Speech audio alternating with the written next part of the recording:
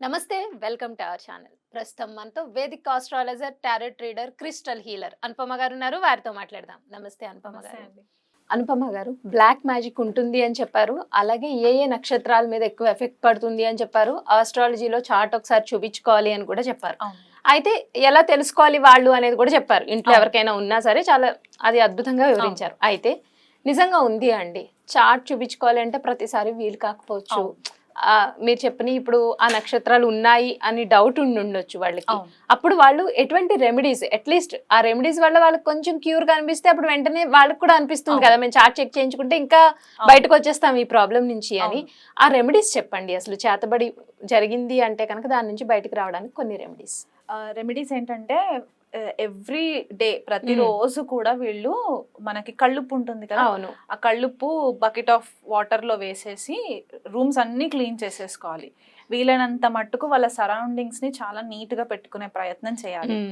Main door specific గా ప్రతిరోజు గుమ్మం కడిగి బొట్లు పెట్టే ప్రాసెస్ చేసుకుంటూ ఉండాలి. ఇది ఖచ్చితంగా ఫాలో అవ్వాలి. ఎందుకంటే మనకి మెయిన్ డోర్ రాహుతో కనెక్ట్ చేస్తాం. సో మనకి ఏ ఎనర్జీ రావడం పోవడం అనేది మనం ఏదైతే మెయిన్ ప్యాసేజ్ ఉంటుందో అది మెయిన్ డోరే ఉంటుంది. కాబట్టి వీలైనంత మట్టుకు ఆ మెయిన్ డోర్ ని మనము క్లీన్ గా పెట్టుకునే ప్రయత్నం చేసుకోవాలి. అండ్ బాత్రూమ్స్ ఇంకొకటి, ఎందుకంటే మనకి ఏ నెగిటివ్ ఎనర్జీ అయినా వెళ్ళి మళ్ళీ బాత్రూమ్ లోనే స్టోర్ అవుతుంటది. సో బాత్రూమ్స్ క్లీన్ గా పెట్టుకోవాలి. ఒకవేళ ఎక్కువ బాత్రూమ్స్ ఉన్న హౌసెస్ ఉంటాయి, అలా ఉన్నప్పుడు ఏంటంటే వీక్లీ వన్స్ క్లీనింగ్ ప్రాసెస్ పెట్టుకోవచ్చు. లేకపోతే 1 or 2 బాత్రూమ్స్ ఉంటే గనక ఎవ్రీడే క్లీన్ చేసుకునే ప్రాసెస్ పెట్టుకొని బాత్రూమ్ ఎప్పుడు కూడా బ్యాడ్ స్మెల్ వచ్చేలాగా కాకుండా ఉండేలాగా చూసుకోవాలి. ఇంట్లో నైరుతి మూలం ఏదైతే ఉంటుందో అక్కడ కొద్దిగా క్లీన్ గా పెట్టుకునే ప్రయత్నం చేయాలి. ఎందుకంటే ఈ రీజన్స్ ఏవైతే నేను చెప్తున్నానో అక్కడ రాహు యొక్క ఎనర్జీ ఎక్కువ ఉంటది అన్నమాట.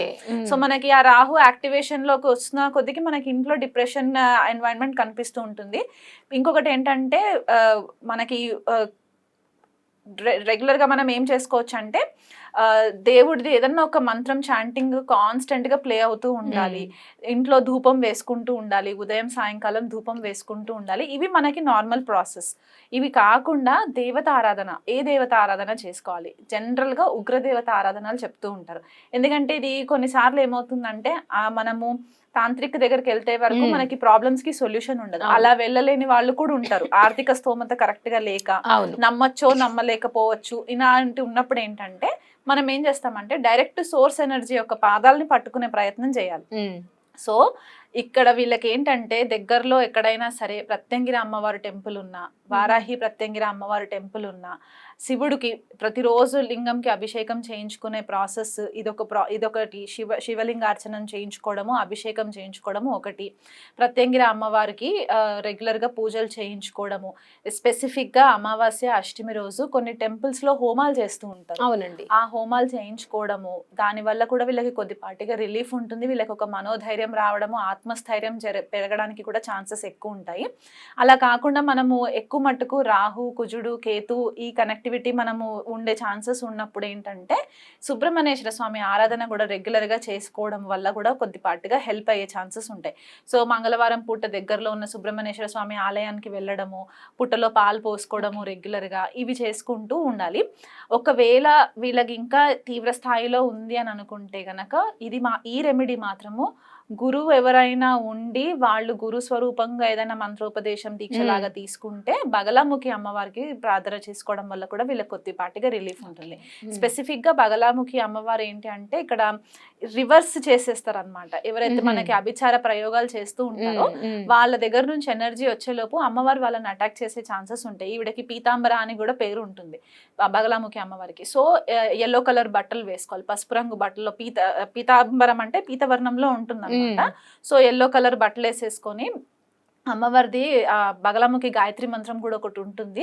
చాలా నిష్టగా చేయాలి పూజలు చేసేటప్పుడు. అంటే తామసికమైన ఫుడ్ తినొద్దు, అంటే మనకి నాన్ వెజ్ ఉండే అలవాటు ఉన్న వాళ్ళు తినకూడదు. వెల్లుల్లి ఉల్లిపాయ తినకూడదు. మళ్ళీ ఆల్కహాల్ కన్సంప్షన్స్ ఉన్న వాళ్ళు అవి ఆపేసుకోవాలి. వాళ్ళ ఒక రెజిమ్ ఫాలో అవ్వాలన్నమాట. వీలైనంత మట్టుకు సాత్విక ఆహారం తీసుకుంటూ చేయాలి. ఇవన్నీ ఒక 48 days దీక్ష లాగా చేయాలి. ఇప్పుడు 48 days అని నేను స్పెసిఫిక్ ఎందుకు చెప్తున్నానంటే ఇంటెన్సిటీ దాని యొక్క తీవ్రత గనక ఎక్కువ ఉంటే 48 డేస్ పూజలో కూర్చొనివ్వదు. ఓకే, So, అప్పుడు మనకు తెలిసిపోతుంది. అప్పుడు మనకు తెలిసిపోతుంది. సో ఎప్పుడైతే మనం 48 డేస్ ఒక చాలా స్ట్రిక్ట్ గా మనము చేసుకుంటూ వస్తే గనక మెల్లిమెల్లిగా మనకు ఆ ఎనర్జీస్ కొద్దిగా తగ్గుముఖం పట్టే ఛాన్సెస్ ఉంటాయి.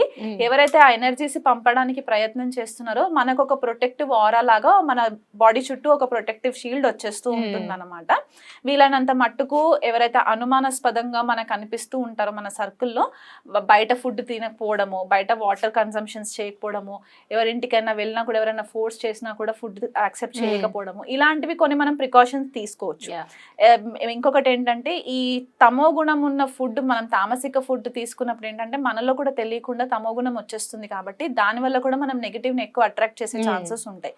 ఇవన్నీ చేసుకుంటూ వస్తూ ప్రతిరోజు కూడా ఏదన్నా ఒక అమ్మవారి ఆరాధన చేసుకోవడం, అంటే మీరు దుర్గా సప్తశతి పారాయణం చేసుకుంటారా, లలితా సహస్రనామం చేసుకుంటారా, లేకపోతే బగలాముఖి స్తోత్రం చేస్తారా, ప్రత్యంగిర అమ్మవారి స్తోత్రం పఠిస్తారా, అది మీ చాయిస్. మీరు ఏ దేవతకి కనెక్ట్ అవుతే ఆ దేవత యొక్క ఆరాధన మీరు రెగ్యులర్ గా చేసుకున్నట్లయితే గనక ఇది మీరు చేస్తూ ఉండాలి. ఇంట్లో కూడా పారాయణాలు కంటిన్యూ జరుగుతూ ఉండాలి. అంటే ఆడియోలో ప్లే చేసుకున్నా కూడా సరిపోతుంది. ఆ ఇంట్లో వైబ్రేషన్స్ రావాలి. వీలైనంత మట్టుకు చీకటిగా పెట్టకుండా లైట్స్ ఎక్కువ వేసి పెట్టడము, ఇలాంటివి చేసుకున్నప్పుడు కూడా వీళ్ళకి చాలా మట్టుకు రిలీఫ్ ఉండే ఛాన్సెస్ కనిపిస్తూ ఉంటాయి. అంటే ఇవి చేస్తూ ఉన్నప్పుడు మనకి ఎవరన్నా విరుగుడు చేసే వాళ్ళు మనకి తెలీదు అని అనుకున్నప్పుడు ఏంటంటే ఇవి చేసేటప్పుడు ఏమవుతుందంటే అమ్మవారు మనకి గైడెన్స్ ఇస్తారు, ఒక దారి చూపిస్తారు. నమ్మకమైన వ్యక్తి దగ్గరికి వెళ్ళడానికి, ఎక్కువ డబ్బు ఖర్చు అవ్వకుండా వెళ్ళే వ్యక్తి దగ్గరికి. ఎందుకంటే దీంట్లో కూడా చాలా స్కామ్స్ ఉంటాయి. అవునండి, చాలా లక్షలలో ఉండే స్థాయిలో ఉంటాయి. కాబట్టి ఆ సోర్స్ ఎనర్జీకి మనల్ని అమ్మవారు కనెక్ట్ చేస్తారు. కాబట్టి ఇది మనస వాచ కర్మన అన్ని కూడా ఆత్మశుద్ధితోటి, నేను గత జన్మలో చేసిన పాపకర్మలు ఏవైతే ఉంటే గనక నేను మనస్ఫూర్తిగా ఫర్గివ్నెస్ కోరుకుంటున్నాను, నన్ను క్షమించమ్మా అని చెప్పి మనం సోర్స్ ఎనర్జీకి మనము రిక్వెస్ట్ పెట్టుకొని మనం పూజ మొదలు పెట్టుకున్నట్లయితే గనక వీళ్ళకి ఖచ్చితంగా దీనికి రెమెడీ దొరుకుతుంది. వీళ్ళ ఫ్యామిలీకి కూడా వీళ్ళు ప్రాబ్లం ఉన్న వాళ్ళు సెట్ అవ్వడానికి ఛాన్సెస్ ఉంటాయి. రైట్ అనుపమ గారు, నిజంగా ఫస్ట్ వీడియోలోనేమో చేతబడులు అంటే అసలు ఉన్నాయా, ఉంటే కనుక ఎలా తెలుసుకోవాలి, బర్త్ చార్ట్ లో